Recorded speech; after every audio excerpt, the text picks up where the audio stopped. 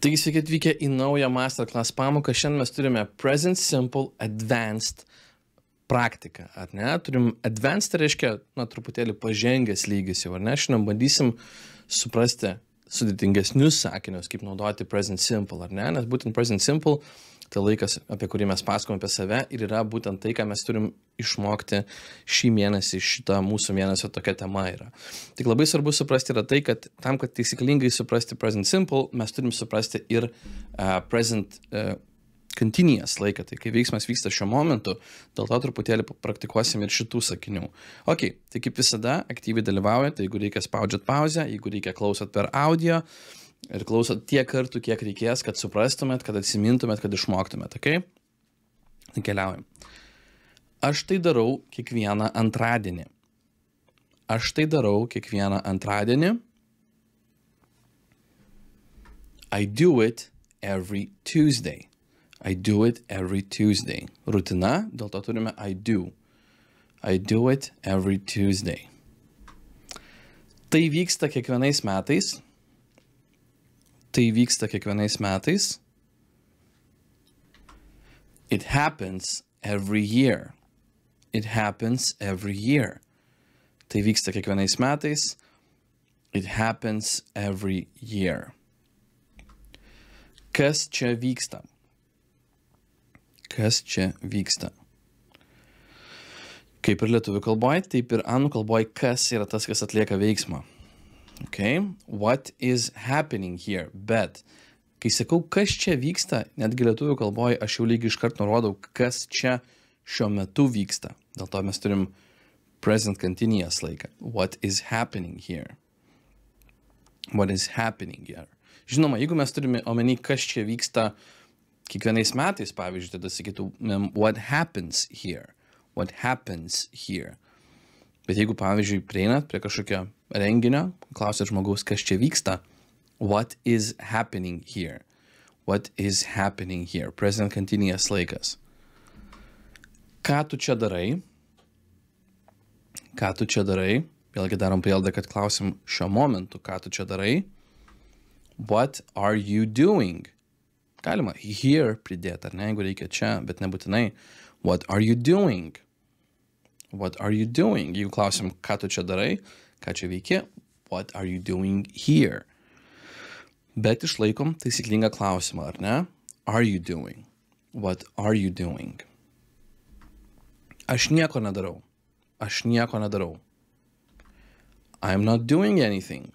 I'm not doing anything. Jeigu atsakom į klausimą, kuris ką tik buvo užduotas, ar ne? Ką tu čia dabar darai?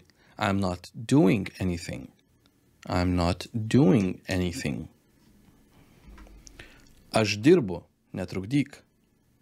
Aš dirbu, netrukdyk. I am working. Don't disturb me. I am working. Don't disturb me. Ar ne? Don't disturb me. Žinau. Žinau. Žinau. Aš žinau, ar ne? I know. I know. Dabar žinojimas, galvojimas, norėjimas, viso šitos proto būsenos, lygiai taip pat kaip ir meilė, neapykanta, jos nebūna beveik niekada continuous laike. Tai net jeigu ir šiuo momentu aš žinau, aš vis tiek naudoju present simple laiką pasakyti šitą žinojimą. Dėl to aš sakau I know ir ne I am knowing. Tiesiog I know. Aš žinau, kad tu dirbi. Aš žinau, kad tu dirbi. I know that you are working. I know that you are working. I know that you are working. Aš žinau, kad tu dirbi. Tu esi dirbantis, ar ne? Reiškia, šiuo momentu dirbi. Nesvarbu, kad ir dabar žinau, ir dabar tu dirbi, vis tiek aš nesakau I am knowing. I know that you are working. Žinau, kad tu dirbi. Aš bandau šiuo momentu, tarkim, ar ne? Tai turime arba I try, jeigu rutiniškai, arba I am trying, jeigu šiuo momentu. I try, arba I am trying. I try, arba I am trying. Aš bandau tai padaryti. Aš bandau tai padaryti. I am trying to do it. I am trying to do it. Ar ne? I am trying to do it. I am trying to do it. Veikti. Veikti yra to work. Kai aš turiu omeny neveikti, kad atlikti veiksmą, bet tiesiog, veikti, nebūti sugedusiam. Arba tiesiog pavykti, išeiti, veikti. Yra to work. Tai pavyzdžiui, aš bandau tai padaryti, bet neišeina. Tai neišeina. Nepamirškit, turi būti kažkas, kas atlieka veiksmą. Aš bandau tai padaryti, bet neišeina. I am trying to do it. I am trying to do it, but it is not working. Arba it doesn't work. Galėtų būti, ar ne? Turėtumėm tada present simple laiką. It doesn't work, bet čia turime omeny, kad dabar neišeina šiuo momentu. It is not working. Jeigu tiesiog padarom prielaidą, kad kažkas tai visada neišeina, kad ir kaip tai bandai, tada it doesn't work. Bet šiuo momentu nesigauna žmogui, neišeina. But it is not working. I am trying to do it, but it is not working. I am trying to do it, but it is not working. Tai niekada neveikia. Atsiminkit, anglų kalboje dvigubų neiginių nėra. Tai niekada neveikia. Patampa tai niekada veikia. It never works. Works, es raidė, nes it, ar ne? It never works. Tai niekada neveikia. It never works.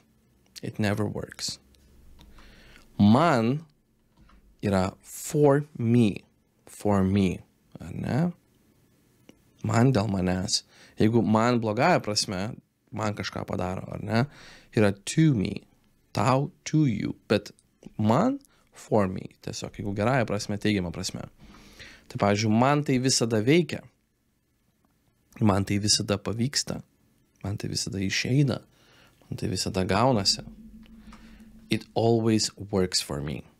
It always works for me.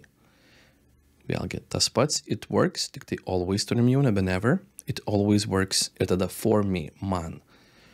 Galima priekyje for me. For me, it always works. For me, it always works. Irgi tinka. It always works for me. For me, it always works. Pats yra myself. Myself. Pavyzdžiui, aš visada tai darau pats. Aš visada tai darau pats. I always do it myself. Aš visada tai darau pats. I always do it myself. I always do it myself. Čia myself turėti gal jau. Nes keisis prasmė, jeigu myself į priekį dėsim. I always do it myself.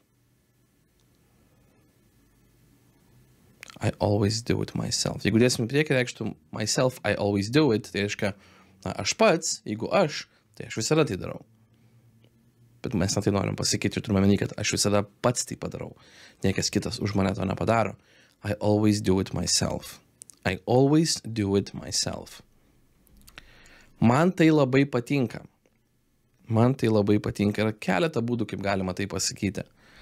Galima sakyti, I really like it. Visais atvejais tai mes sakome, kad ne man patinka, bet aš mėgstu. I really like it. Tai reiškia, aš labai tai mėgstu. I like it a lot. Irgi reiškia, aš labai tai mėgstu. Na, galbūt pirmasis variantas, I really like it, būtų labiau, aš tikrai tai mėgstu. I like it a lot, aš labai tai mėgstu. I like it very much. Vėlgi, aš labai mėgstu tai. A lot, very much, really. I really like it. I like it a lot. I like it very much. Aš optimistas, optimistė. Aš esu. Ne? Optimistas, optimistė. I am an optimist. I am an optimist. I am an optimist. Aš optimistiškas žmogus. Aš optimistiškas žmogus. I am an optimistic person. I am an optimistic person. Aš esu optimistiškas žmogus, ar ne? I am an optimistic person. Ar tu optimistiškas žmogus? Are you an optimistic person? Are you an optimistic person? You are? Are you? Are you an optimistic person? Ar ne? Koks tu žmogus? Tiksliau, koks tu žmogus esi, arba koks esi tu žmogus. Angliškai, koks žmogus, kai klausimą turime ne kokios rūšies žmogus. Taip priklauso anglų kalboje, žinokit. What kind of person? Kind yra rūšis, ar ne? Čia neklausia rasės ar kažkokio kitokio dalyko, ar ne? Tiesiog klausia, koks tu žmogus. What kind of person are you? What kind of person yra visa didelė klausiamoji dalis. Aš tik išskyriau kind of person dalį, ar ne? Tada are you. Nes you are teiginys, are you klausimas. Ar tu esi? Pamenat? Visada išlaikom taisyklingą klausimą ir tik tada priekyje dedam klausiamąją dalį. Tai what kind of person yra visa didelė klausiamoji dalis. What kind of person are you? What kind of person are you? Kas tu toks arba kas tu tokia? Who are you? Who are you?